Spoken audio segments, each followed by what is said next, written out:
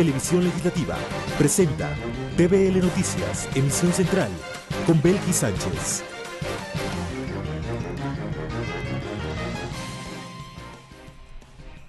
Viernes 10 de noviembre de 2017, amigas y amigos, bienvenidos todos a la emisión central de TVL Noticias. Gracias a quienes nos sintonizan a través de la señal de Televisión Legislativa del Ecuador y también a quienes nos siguen por internet, por tvl.asambleanacional.gov.es. De inmediato vamos a revisar la información que ha marcado esta jornada.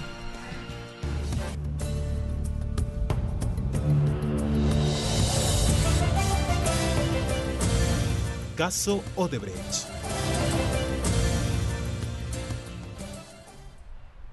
Iniciamos recapitulando lo ocurrido en la audiencia preparatoria de juicio por el presunto delito de asociación ilícita dentro del caso Odebrecht este jueves, cuando el fiscal general del Estado, Carlos Vaca Mancheno, emitió el dictamen acusatorio en contra del vicepresidente Jorge Glass, su tío Ricardo Rivera y el excontralor Carlos Polit, así como también en contra de otros 10 procesados en el grado de autores. La audiencia ayer quedó suspendida y fue reinstalada la mañana de este viernes.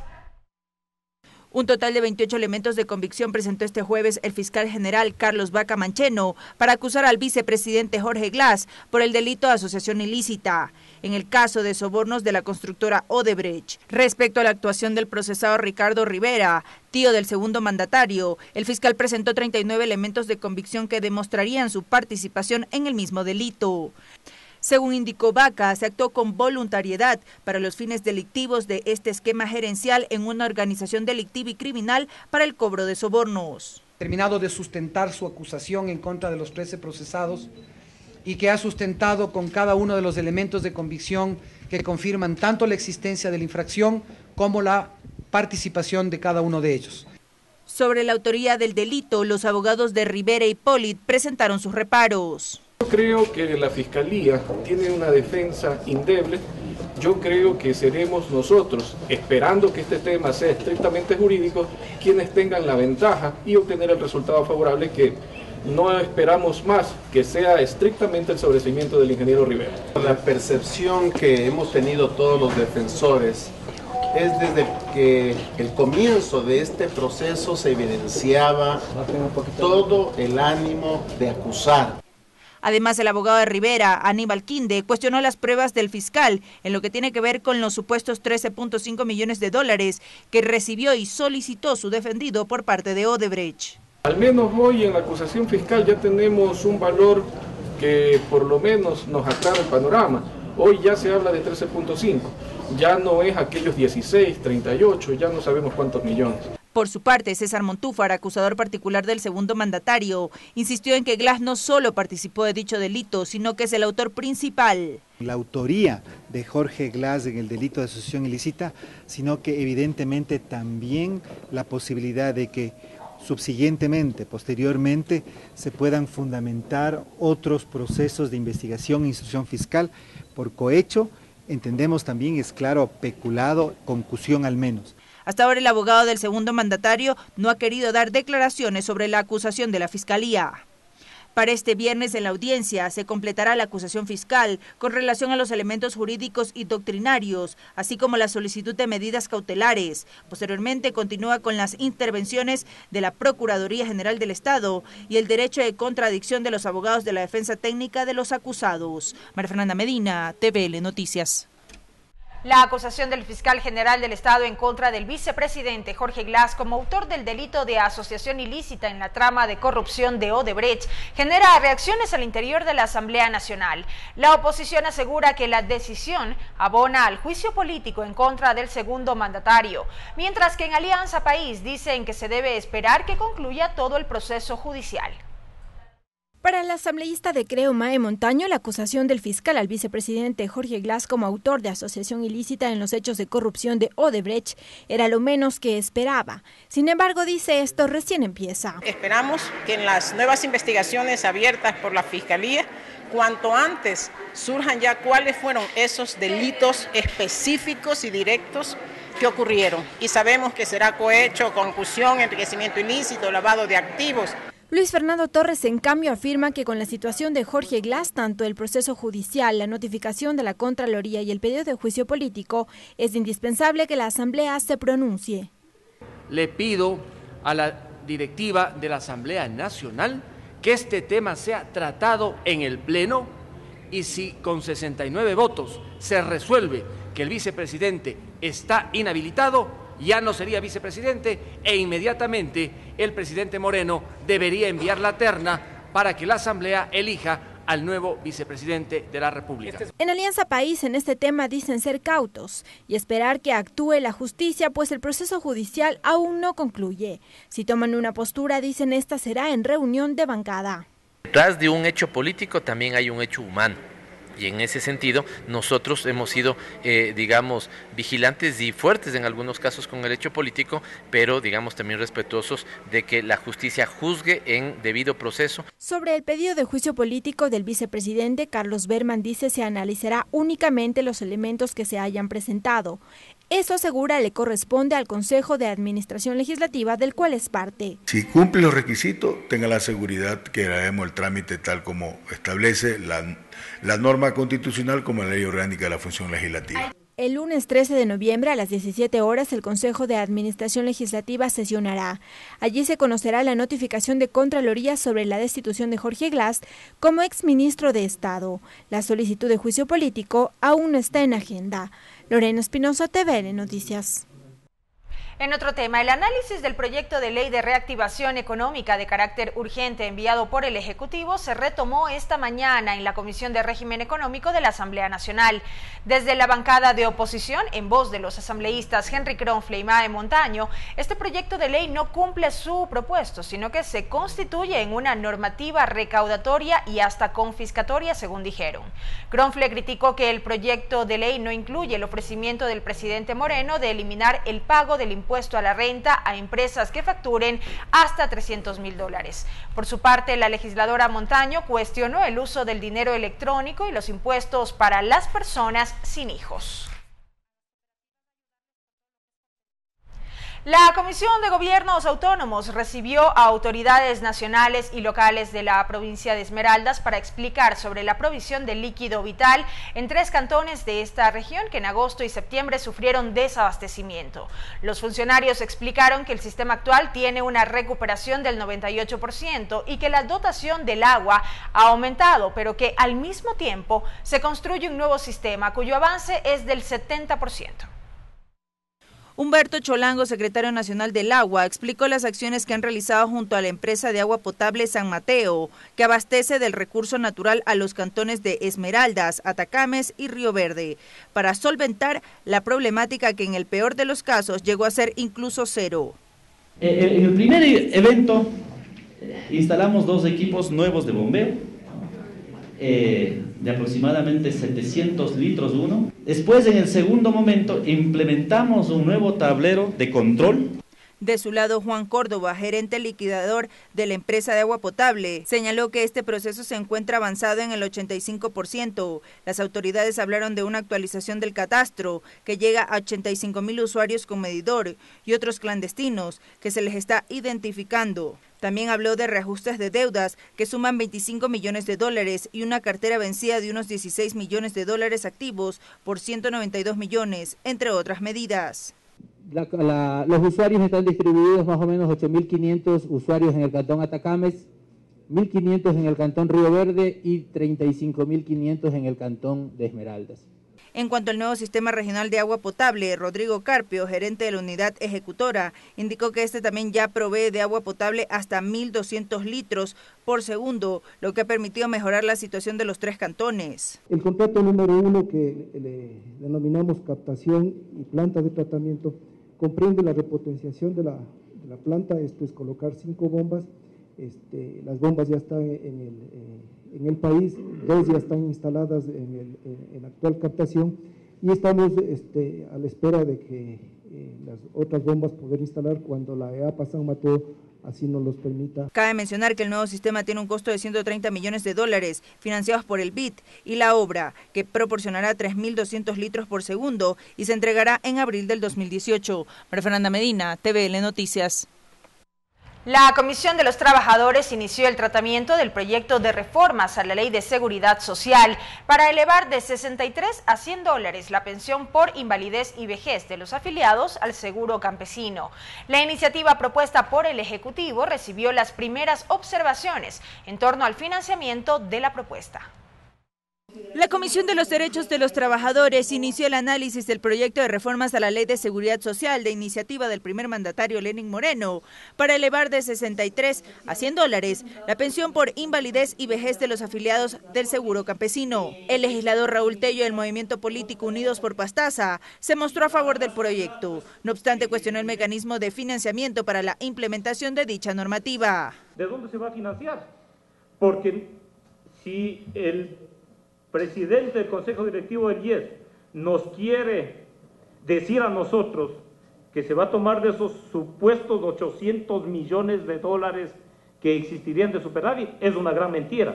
La asambleísta social cristiana Cristina Reyes coincidió con su compañero de mesa, pues insiste en la necesidad de requerir al Ministerio de Finanzas información sobre la fuente de financiamiento del proyecto. Al Instituto Ecuatoriano de Seguridad Social que nos diga pues una data de cuáles son los jubilados que ganan y perciben menos de $100 como segundo indicativo, y pues bueno, luego también que como indica la Ley de Seguridad Social, ninguna prestación puede ser aprobada si no está debidamente financiada.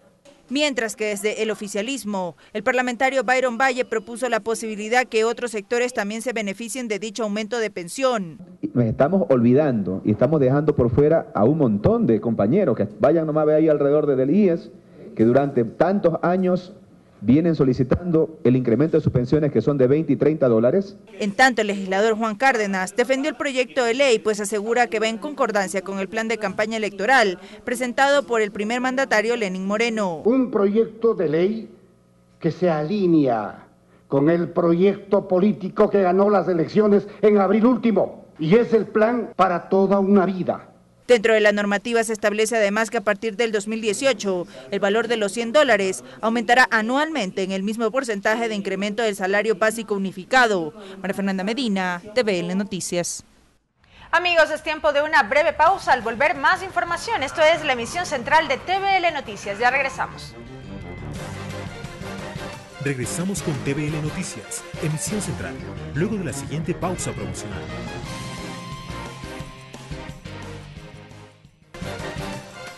Continuamos con TVL Noticias, emisión central. Continuamos con las noticias, amigos. Les contamos que este viernes en Puerto Viejo la Comisión de Gobiernos Autónomos recibe propuestas en el marco del tratamiento del proyecto de reformas al COTAD. En paralelo se cumple también una nueva jornada de socialización del proyecto de ley de emprendimiento. Ricardo Bravo nos tiene un reporte vía telefónica desde la Universidad San Gregorio en dicha ciudad. Ricardo, buenas tardes, te escuchamos. Buenas tardes, Belkis, amigas y amigos. Efectivamente, en la Universidad de San Gregorio, acá en la ciudad de Puerto Viejo, en la provincia de Manabí, se cumple con una jornada de socialización de este proyecto de ley de emprendimiento que lo lideran tanto los asambleístas Karina Arteaga y Daniel Mendoza, legisladores, la primera integrante de la Comisión de los Derechos Colectivos de la Asamblea Nacional y el segundo de Desarrollo Económico. Esta iniciativa también que la impulsa la presidencia de la Asamblea Nacional. La legisladora Karina Arteaga enfatizó que este encuentro demuestra la interrelación entre el Ejecutivo y el Legislativo. Esto que busca promover un emprendimiento eficaz con el aporte del desarrollo local. Entre tanto que el legislador Daniel Mendoza sostuvo que esta iniciativa también se trabaja en paralelo con el proyecto de reformas en materia tributaria que fueron enviadas por parte del Ejecutivo hasta el Palacio Legislativo la semana anterior. Entre tanto también les contamos que en horas de la mañana en el gobierno provincial de la ciudad de Puerto Viejo, que en la provincia de Manabí, se cumplió una jornada de socialización del proyecto de reformas al Código Orgánico de Organización Territorial, Autonomía y Descentralización, COTAD. Esto por parte de la Comisión de Gobiernos Autónomos de la legislatura. El presidente de esta mesa legislativa, Montgomery Sánchez, indicó que a finales del mes de enero del 2018 se tiene previsto ya entregar un primer borrador del proyecto de reformas.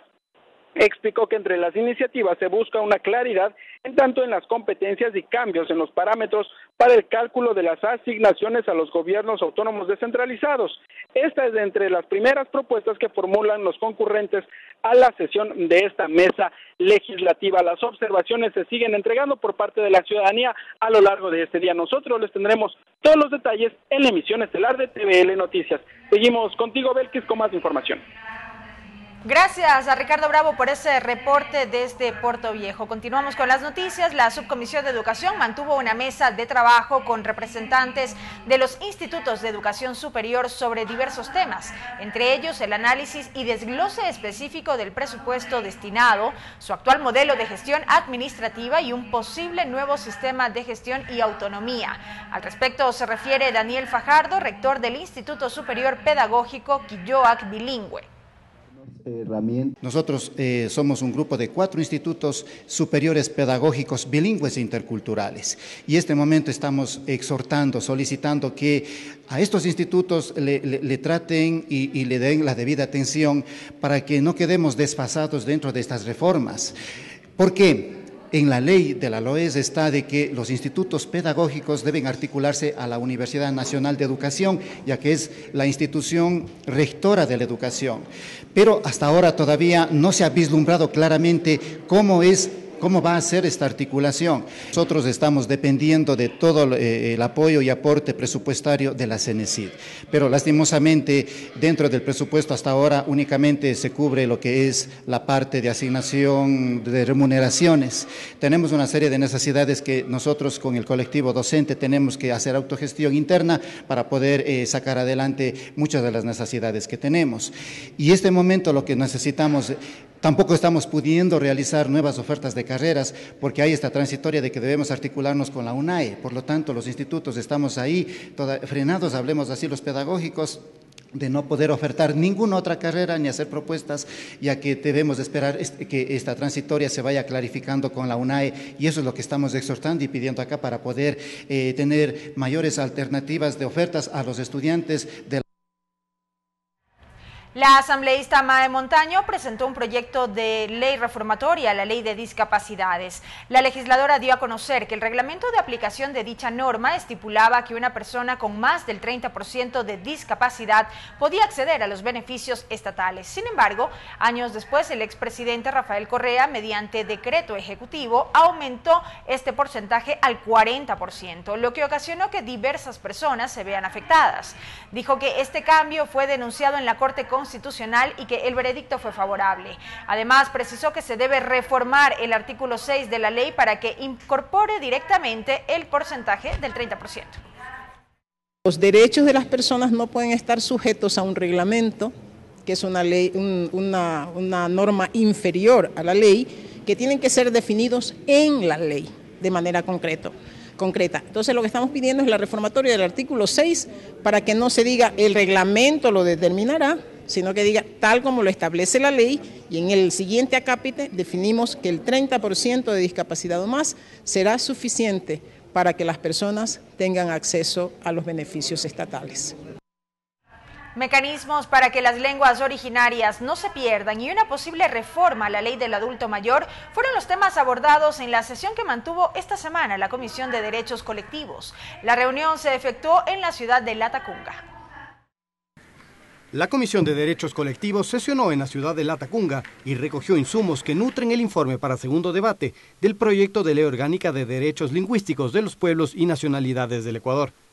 El presidente de la comisión, el asambleísta Jorge Corozo, durante su intervención, precisó que cada pueblo debe sentirse orgulloso de su identidad. Nunca olvidar su verdadera cultura, nunca olvidar de dónde venimos, así vamos a construir un país que efectivamente garantice que este proyecto de ley sea efectivo. Por su parte, el asambleísta José Chalá explicó cómo se podrían enseñar las lenguas para que éstas no se pierdan.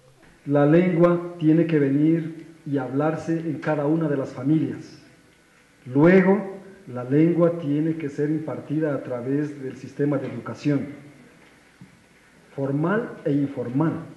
Además, la comisión trató sobre la necesidad de reformar la ley del adulto mayor en beneficio de ese colectivo de atención prioritaria. A través de la Defensoría del Pueblo también Se ha presentado en el periodo anterior una ley que reforma también y mejora muchísimos de los aspectos que contenía ya aquella de 1990. Entonces, lo que nosotros hemos hecho desde la Comisión de Derechos Colectivos es empezar a discutir y a analizar el articulado, tomando en cuenta cuáles son las necesidades que están atravesando nuestros adultos mayores. Cristóbal Miniguano, presidente del Consejo Consultivo del Adulto Mayor de Salcedo, denunció que los ancianos son invisibilizados, que se les violenta derechos y que no se les brinda una atención prioritaria en torno a servicios básicos y de salud.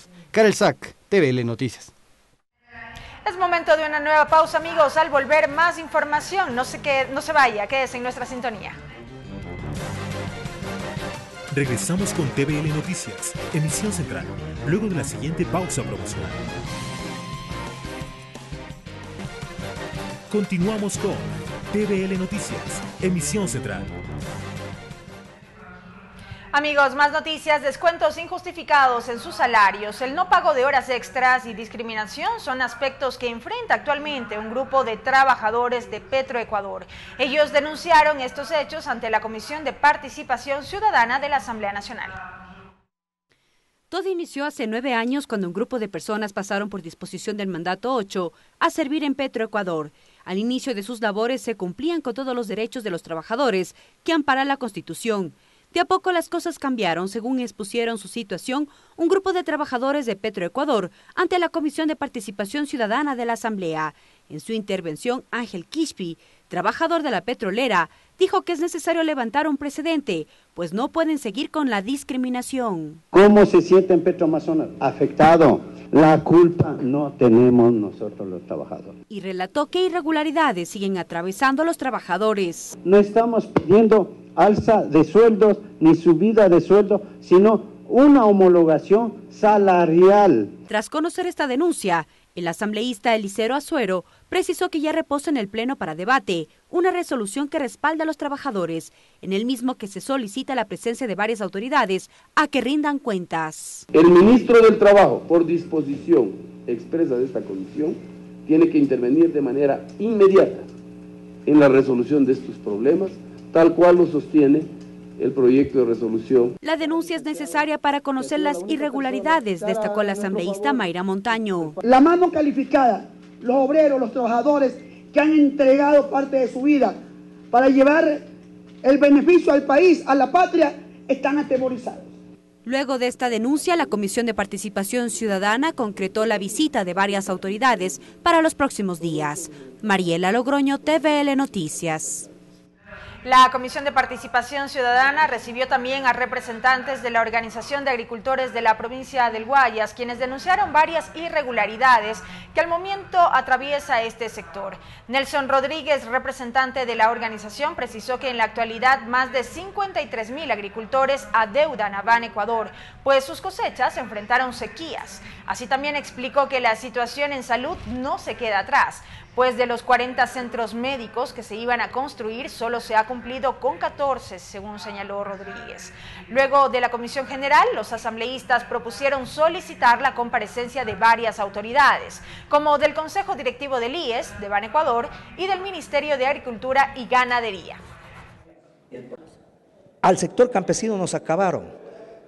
Una serie de irregularidades desde el Ministerio de Agricultura, a más de eso, los créditos en el banco se los daba cuando ellos querían y con un precio altísimo. Entonces no hemos podido pagar. A más de eso nos vino la muerte de nuestras plantaciones, por ejemplo la palma africana con la producción del cogollo, se nos murieron nuestras plantaciones. Ahorita sí, los ricos, los empresarios ya han puesto a buen precio la palma africana, cuando los pequeños palmicultores perdimos nuestras plantaciones.